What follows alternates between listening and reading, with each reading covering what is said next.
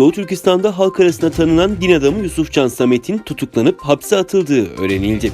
Yusufcan Samet, din eğitiminin yanı sıra Pekin Milletler Üniversitesi'nde Çin Dili Edebiyatı bölümünden mezun olup bir yandan Kırgızistan'la Urumçi arasında ticaretle uğraşırken diğer yandan çeşitli dergilerde makale ilan edip kaleme aldığı fikirler yüzünden Çin Komünist yönetimi tarafından mimleniyor. 5 Temmuz 2009'da yaşanan Urumçi katliamı sırasında rejim tarafından durduk yere gözaltına alınarak nezarette tutuluyor. 2010 yılında serbest bırakılan din adamı Hoten şehrine yerleşip ticaretine devam ederken yine bulunduğu bölgedeki Çin güçleri tarafından ticaretine engeller konuluyor. 2014 yılında memleketi Artuş'a dönen 3 çocuk babası Yusufcan Samet'in 2017 yılında Çin Komünist Partisi tarafından başlatılan keyfi tutuklamalar kapsamında ceza kampına gönderildiği ortaya çıktı. Kampta bir yıl tutsak kalan din adamının 2018'in ortasına doğru sebepsiz yere yargılanmaksızın 5,5 senelik hapis cezası verilerek cezaevine sevk edildiği öğrenildi.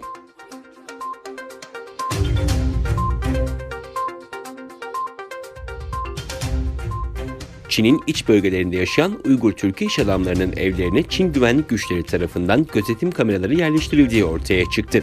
Özgür Asya Radyosu'na yer alan habere göre Çin'in Shenzhen şehrinde ikamet eden bir Uygur gencin sosyal medya hesabından Uygur olduğu için Çin polisinin evine kamera yerleştirdiği ile ilgili mesaj paylaştığı öğrenildi.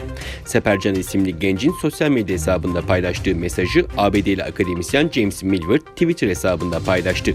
Paylaşımla ilgili yorum yapan James Milward, tüm dünyayı etkileyen Çin virüsünün Çin lafzıyla adlandırılmasına ırkçılık diyen Çin Komünist Partisi'nin Doğu Türkistanlı Uygur, Kazak, Kırgız, Özbek ve diğer etnik gruplara yönelik uyguladığı politikasının en ırkçı politika olduğunu belirtti.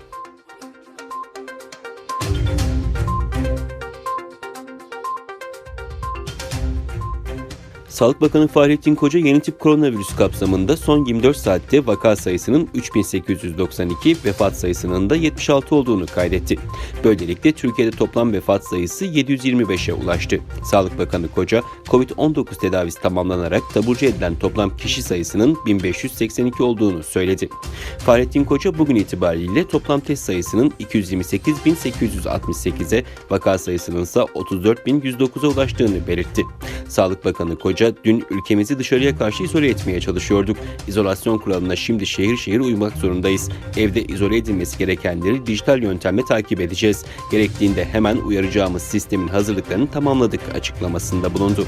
Fahrettin Koca, yeni tip koronavirüsle mücadele sürecinde alınan tedbirlere ilişkin Avrupa ülkeleri içinde tedbirleri en erken alan biziz. İzolasyonda başarılı olursak erken tedbir avantajından tam olarak yararlanabiliriz dedi.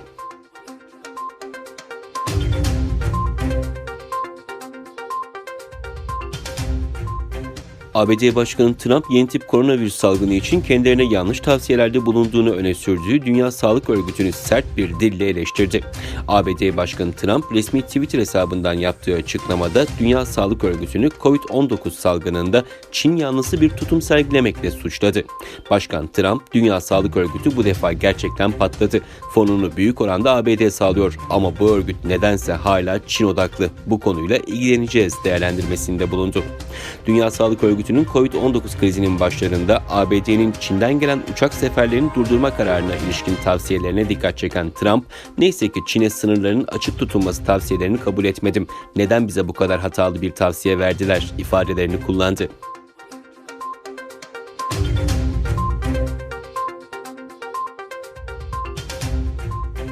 Birleşmiş Milletler, Mali'de bu yıl gıda güvensizliğiyle karşı karşıya kalacak kişi sayısının 5 milyona ulaşacağı uyarısı yaptı. Birleşmiş Milletler İnsani Yardım Koordinasyon Ofisi'nden yapılan açıklamada ülkede şu anda yaklaşık 3,5 milyon insanın gıda ve beslenme sıkıntısı yaşadığı, bunların 757 bininin açlık sınırının altında bulunduğu belirtildi.